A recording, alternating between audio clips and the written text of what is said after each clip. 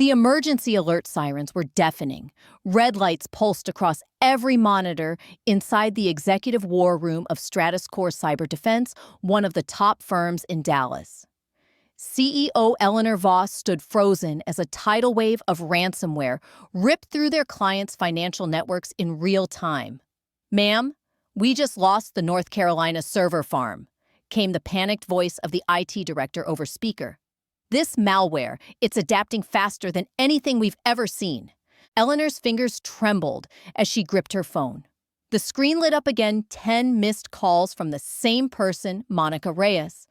The same Monica Reyes who had been escorted out of the building just 3 days earlier, fired by VP of Cybersecurity, Dean Harper. And right now, the only system that could have stopped this attack, it's offline, because I built it. And when I was pushed out, the keys to it went with me. My name is Monica Reyes. I'm 41, a single mom. And this is the story of how my boss fired me without realizing I held the key to his company's survival. But before I tell you what happened next, leave a comment and tell me where you're watching from. Because this story isn't just mine. It belongs to every person who's ever had their work stolen by someone with a corner office and no clue how to build a damn thing. 3 days ago, I was in that same boardroom watching Dean Harper present my life's work without my name on a single slide. Today, I'm watching that same company collapse on the 6 o'clock news. But let me back up. 6 months ago, I thought I'd found the job I'd always dreamed of. StratusCore was the name in cybersecurity guarding banks and Fortune 500s from digital Armageddon. For me, landing a senior analyst role, there was a godsend. My daughter Lily was starting kindergarten. My mom, a stroke survivor, needed constant care. The benefits alone gave me peace of mind. But what truly drove me was purpose.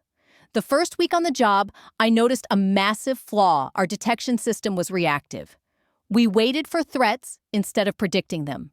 So I started working nights and weekends on something new. I called it Sentinel Forge. The goal, not just to detect attacks, but predict them based on digital behavior, global data points, and historical threat patterns. 18 months. That's how long it took me to build it. I wrote every line of code at my kitchen table while Lily slept down the hall. The breakthrough came on a rainy night in February. My algorithm wasn't just flagging threats, it was anticipating them with 97.3% accuracy.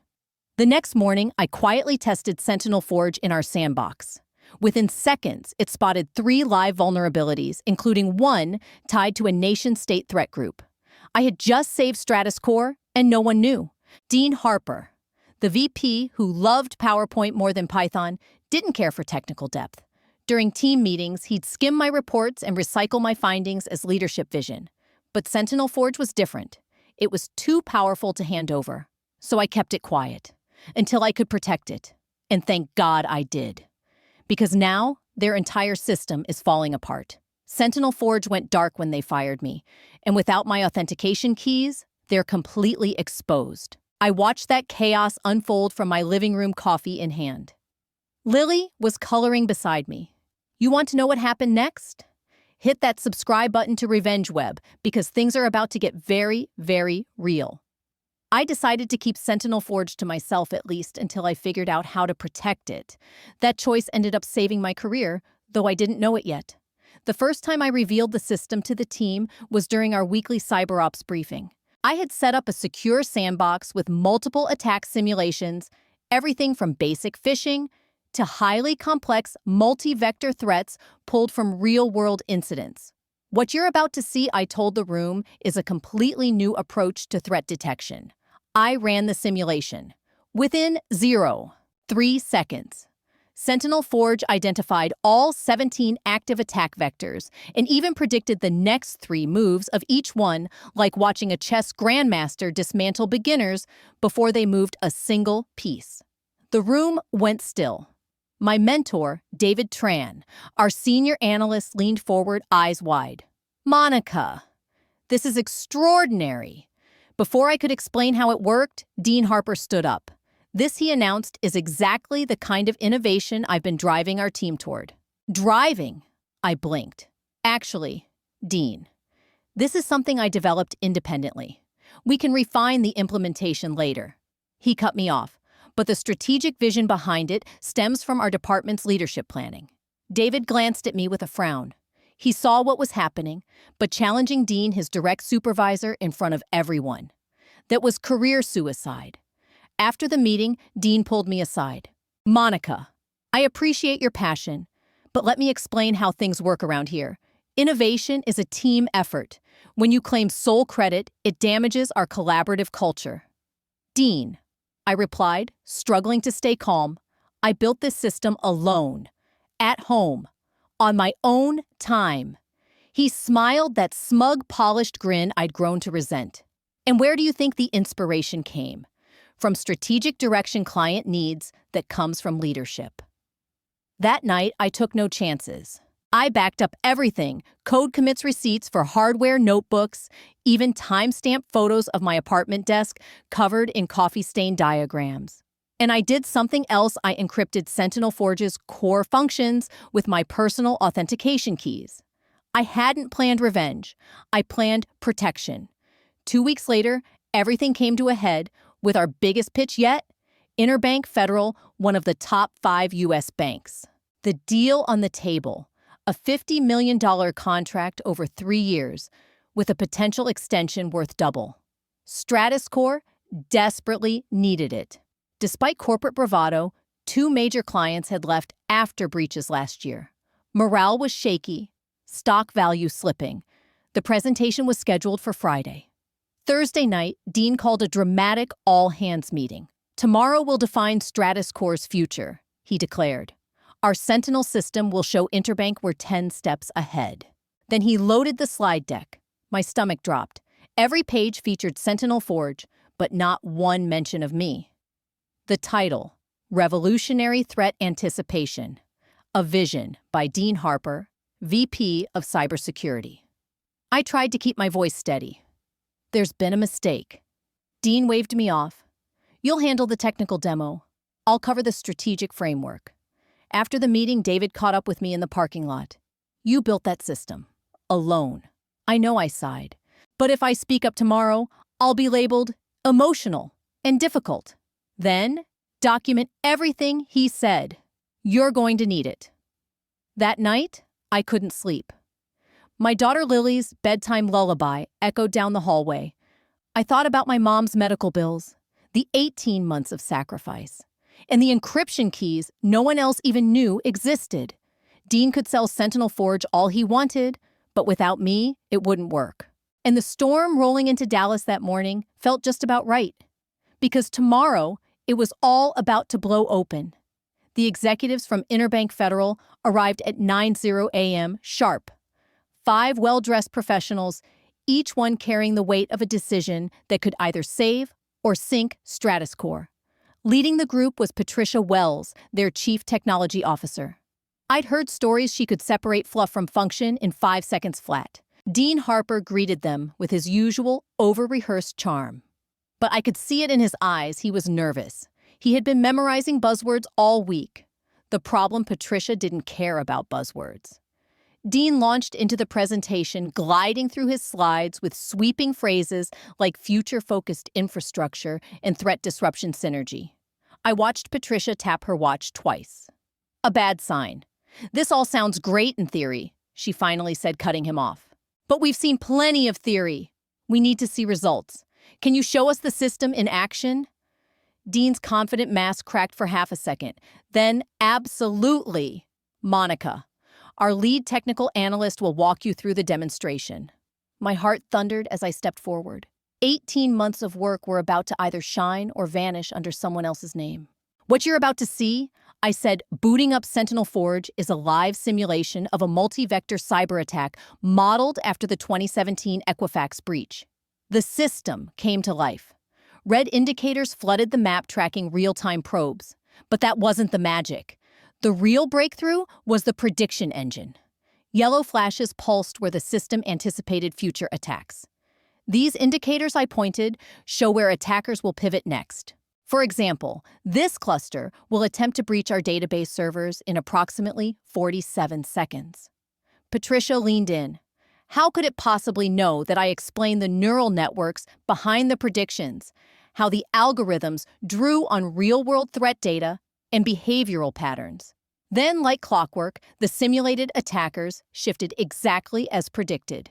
Sentinel Forge neutralized them before they reached the core. Silence. Then Patricia smiled. Impressive. What's your accuracy rate? 97.3% with an average response time of 0.3 seconds. Another exec let out a low whistle. That's extraordinary. How long did it take to build?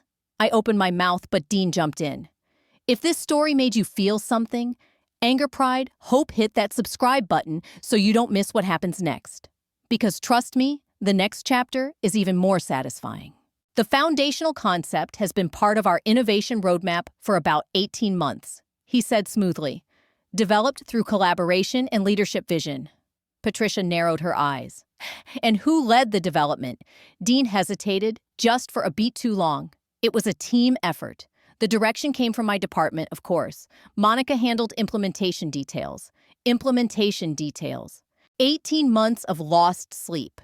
Home-cooked code and testing next to my daughter's crib reduced to a footnote. Patricia looked at me again. Monica, can you walk me through the core algorithm? Dean tried to interrupt. Let's not get too lost in technical weeds. But Patricia held up a hand. I'd like to hear it from her. For the next 15 minutes, I broke it down from the learning models to adaptive countermeasures. Patricia followed every step, probing deeper clearly. Someone who lived and breathed this stuff. Dean stood frozen out of his depth. This, Patricia said finally, is exactly what we need. When can we pilot it? Dean jumped back in. We can have a proposal ready next week. The ROI will be substantial. As the interbank team packed up, Patricia handed me her card. I hope we'll be working closely. After they left, Dean turned to the team. Outstanding work. Monica, great job sticking to the script. That afternoon, I checked the draft proposal in the shared drive. My name listed once under technical support. Dean's name. Everywhere else. Project Lead Innovation Architect Primary Contact. I stared at the screen, then stood up. Enough was enough. You really helped sell the vision, Dean said, grinning as if he hadn't just stolen everything I'd built. We need to talk, I said, shutting his office door behind me. He leaned back, all ease and fake charm. Sure. What's on your mind? I dropped a printed copy of the Interbank Federal Proposal onto his desk. This. He barely glanced at it. Looks solid, right? If they sign, we're set for years. You listed yourself as the primary developer of Sentinel Forge. Well, yes. As VP of Cybersecurity, strategic oversight and vision fall under my department. I kept my voice steady. That's not what oversight means. I built this system, Dean. Every line of code, every model, every test. On my time, on my hardware, at my kitchen table. Dean stood and slowly walked around the desk, using his height to crowd me. Monica, I think you're confused about how intellectual property works in a corporate setting. Anything developed by our team on site or off belongs to StratusCore. That's not true, and you know it. I can prove Sentinel Forge was developed independently. He gave me a cold smile. Prove it to who Eleanor Voss is going to believe a junior analyst over her VP. Do you think Interbank cares who wrote the code as long as it works? This isn't about politics. Dean, it's about the truth. The truth, he said with mock patience, is that you're a talented engineer who doesn't understand how business works. Individual contributions don't win contracts, vision does. I clenched my fists. This isn't about credit. It's my life's work. And it's a fantastic contribution to the team, he replied, voice dripping with insincerity. But let me be clear. If you keep pushing this narrative, it's going to impact your reviews. And that's a shame, especially with your mother's medical bills and your daughter's tuition. It was a threat, a low one. You can't do this, I said, nearly breathless. I can't do what manage my department set clear expectations. He returned to his chair. Monica, I like you. You're sharp, but you need to understand your role, your technical support. I'm executive leadership. When this department wins, it's because of me. I stared at him. And when Interbank asks implementation questions, you can't answer. He smirked. You'll be there to explain. That's how teams work. That was the moment I knew Dean truly believed stealing my work made it his. I want my name on the patent filing, I said, and proper attribution on all client materials. Dean laughed. You're not in a position to make demands. You've forgotten your place. Then I'll go to Eleanor. He picked up his phone. Just so you know, I've been documenting concerns about your attitude and lack of collaboration. If you escalate, I'll have to act on them.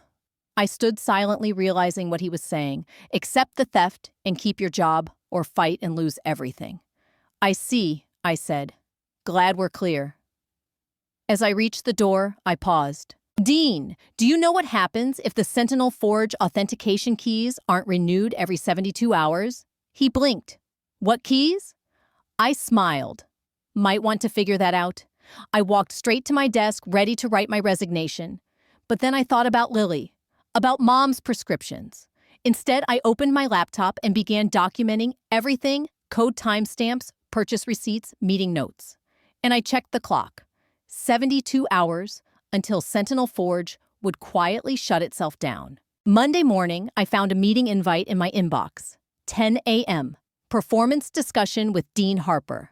I knew exactly what was coming. David found me near the coffee machine. Whatever happens in there, remember, you've got options. At 10 a.m. sharp, I knocked on Dean's door. This time, he wasn't alone. Eleanor Voss's executive assistant wasn't in the room. That was my first clue. Instead, Sandra Lewis from HR sat in the corner, holding a thick folder with my name on it. Her expression, stone cold. Monica, please take a seat, she said. Dean Harper cleared his throat. Over the past few weeks, I've noticed some troubling behavior.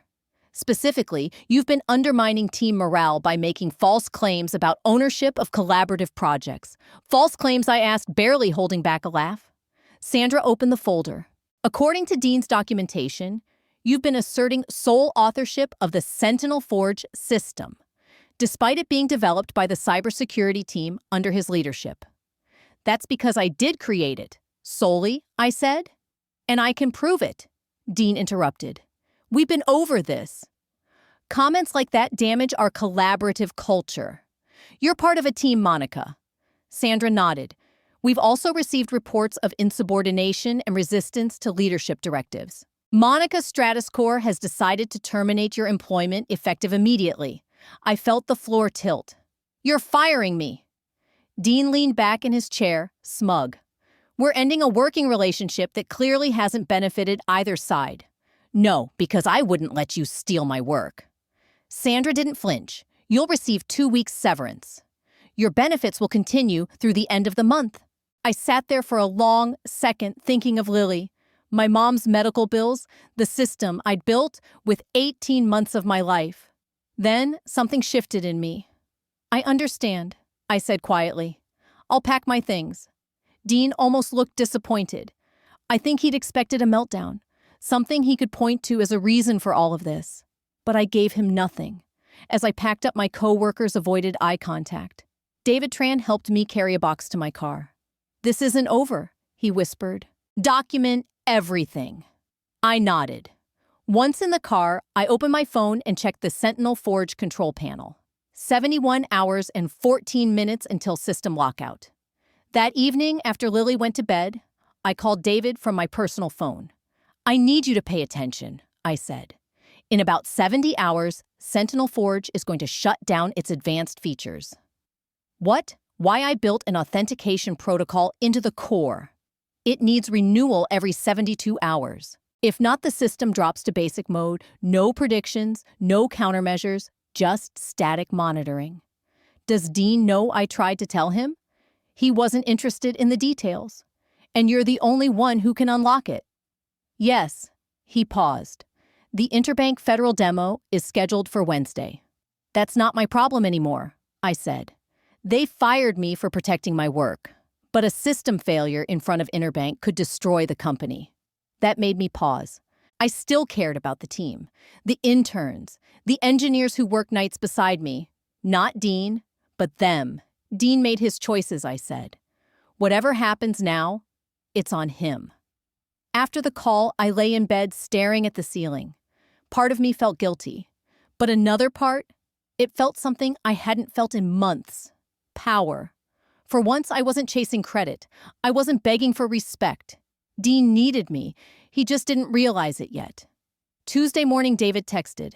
Emergency meeting. Dean's trying to bring in outside consultants to fix the system. I nearly laughed. Good luck with that. Just after noon, my phone rang. A familiar number?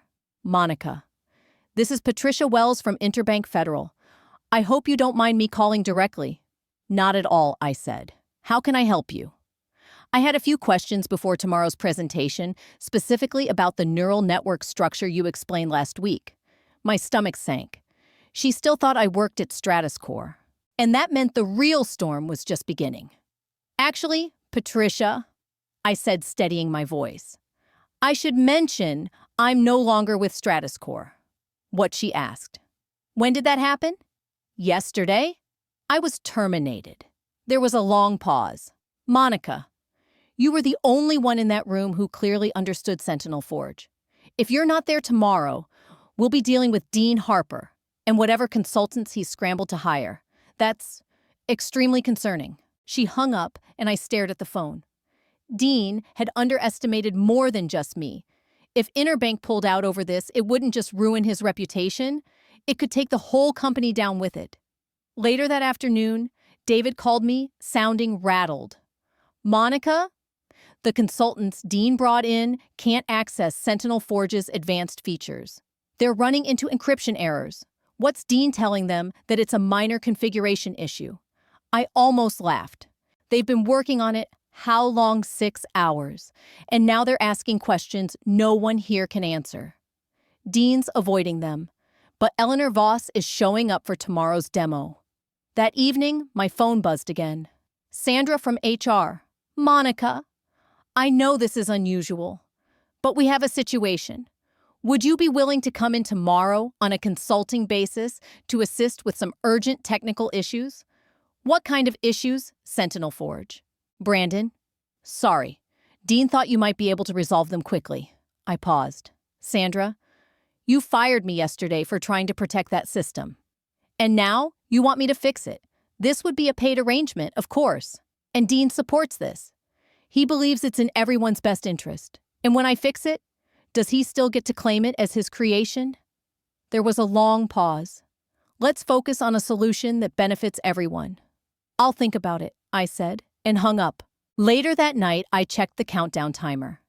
18 hours 43 minutes until Sentinel Forge locked out. I went to bed early. I had a feeling the next day was going to get interesting. Wednesday morning, rainy, quiet, unsettling. I made Lily breakfast trying to act normal, but my phone never left my hand. 8:47 a.m. David's system throwing authentication errors on every dashboard. Dean is spiraling. 9:15 a.m. Consultants just gave up. Can't access core logic. 9:33 a.m. Interbank execs arriving in 30 minutes. Dean locked in his office. 9:58 a.m. My phone rang. Caller ID Eleanor Voss. Monica, I know you're no longer with us, but we have a technical emergency. Would you be willing to return temporarily? What kind of emergency? Sentinel Forge isn't working. The demo is in an hour. The consultants can't fix it, and Dean supports bringing me in. He's focused on finding solutions. Eleanor, before I agree, we need to talk terms. Can we resolve this quickly and handle the rest later? No, I said. Dean fired me for protecting my IP. If I'm coming back, it's with full attribution, my name on all filings, and a formal apology for the wrongful termination. She was quiet. So you're saying this system failure is connected to your exit. I'm saying Sentinel Forge has security protocols I built myself, and I'm the only one who can restore it. Another pause. I'll call you back, she said. 10:43 a.m. David's system totally locked out. Dean sweating bullets. 10:51 a.m. Eleanor grilling Dean. He can't answer anything. 11:02 a.m. Patricia Wells asking where you are. She's not comfortable moving forward without you. 11:15 a.m. Eleanor called back. Monica, we need you here? Immediately. Whatever your terms, we'll discuss them. I'll be there in 20 minutes. Walking back into StratusCore was surreal. This time, I held all the power. The same security guards who escorted me out on Monday now waved me in with nervous smiles. Everyone knew. Eleanor Voss met me at the elevator. "Monica, thank you for coming. The Interbank team is extremely concerned about the system failure." "Where's Dean?" in the conference room trying to explain. As we approached, we could hear raised voices through the door. Patricia Wells didn't sound pleased. "I specifically asked about reliability. This kind of failure is exactly what we're trying to avoid in a security partner." Eleanor opened the door. Conversation halted. Dean looked up from the presentation laptop, pale, panicked, fake smile barely holding. "Monica," he said, "thank God.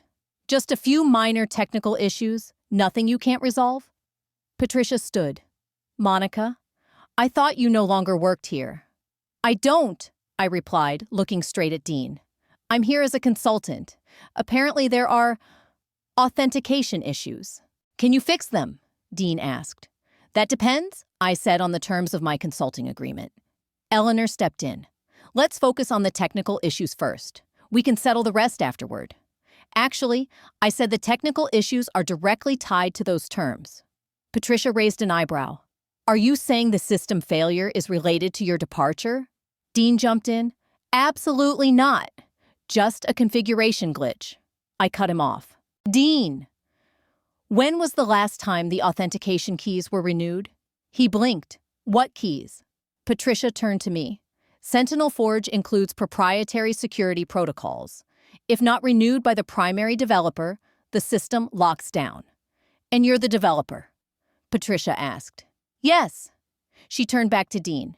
"Yesterday, you said this was a collaborative team project. That leadership drove the innovation." Dean's voice faltered. "It was. Then why can't anyone else unlock the system?" Dean looked around the room like someone might rescue him. "Monica handled most of the technical implementation." Patricia repeated it slowly. "The technical implementation? Meaning she built the whole thing?" "No." I guided the strategic direction." Dean Eleanor cut in. "I need to speak with you." "Monica, please, give us a few minutes." I stepped into the hallway. David was waiting. "You've got half the company rooting for you," he whispered. "And the other half, waiting to see if we still have jobs tomorrow." Behind the door, voices escalated. Eleanor's voice carried sharp and clear. Exactly 10 minutes later, the door opened. Dean walked out stiffly, avoiding eye contact. He pressed the elevator button and didn't look back. Eleanor reappeared. "Monica, would you join us again?" Back inside, Patricia was gathering her notes. Eleanor spoke first. "There were clear misunderstandings about your role. I'm deeply sorry for your termination. Dean Harper has been placed on administrative leave pending investigation. We'd like to offer you a formal return. If Monica leads this system," Patricia said, "Interbank will move forward." I looked around the room. All eyes were on me. I held every card now. "I appreciate the apology," I said. "But I have terms." Eleanor nodded. "Go ahead." "Chief Technology Officer. Reporting to you. Full attribution for Sentinel Forge, including patents. A team reporting to me. And transparency internally and externally about what happened," agreed, Eleanor said without hesitation. "One more thing. A company-wide policy to protect employee innovation? Done." I stepped to the console, entered my credentials, and the Sentinel Forge dashboard lit up green across the board. "Patricia, would you like that demonstration now?" For the next hour, I led the Interbank team through every feature, every predictive model, every adaptation protocol. This time, I wasn't just support. I was the architect. Patricia shook my hand. "Monica, this is exactly what we need. When can we begin implementation?" Interbank Federal didn't just sign the deal they referred us to. 3 more financial giants. Within months, Sentinel Forge was protecting over $200 billion in assets across 17 major institutions. The system I once coded in a cramped Dallas apartment after bedtime stories and before dawn meetings had become the foundation of StratusCore's transformation into one of the most trusted names in cybersecurity. My team grew to 15, including David Tran, now my deputy CTO. We rolled out predictive response modules, AI-driven breach isolation, and even proactive risk audits. Meanwhile, Lily was thriving in a private school I once couldn't dream of affording. My mom had access to top-tier stroke specialists. Life had stabilized, and more importantly, it had flourished. But what changed me the most wasn't the money or the corner office. It was the culture. The innovation protection policy I fought for had inspired similar measures at dozens of companies. StratusCore had become a model not just for technology, but for ethics. Dean Harper quietly exited the industry. The investigation exposed everything. His downfall is now taught in business ethics courses as a warning. Last week, I was invited to speak at the National Cybersecurity Conference, the same event Dean once headlined. The woman introducing me said my story inspired legislation in 3 states requiring attribution for employee innovations. This fight was never just about one system. It became a symbol for workers everywhere whose brilliance was buried by bad bosses in polished suits. And now, before we get to what happened next, I want to ask, has your work ever been stolen? Your ideas minimized? If you're nodding, you're exactly why Revenge Web exists. If my story struck a nerve, if you've ever been underestimated, overlooked, or had your work claimed by someone louder, drop a comment below and tell me what part hit home. I'd love to hear your story too. Support creators like me by subscribing because our voices matter more when we stand together. And here's my advice. Always document your work, trust your instincts, and never let someone in a suit convince you that silence is professionalism. Your talent is not optional, it's essential. They may try to erase you, but if you're prepared, you'll write the ending yourself.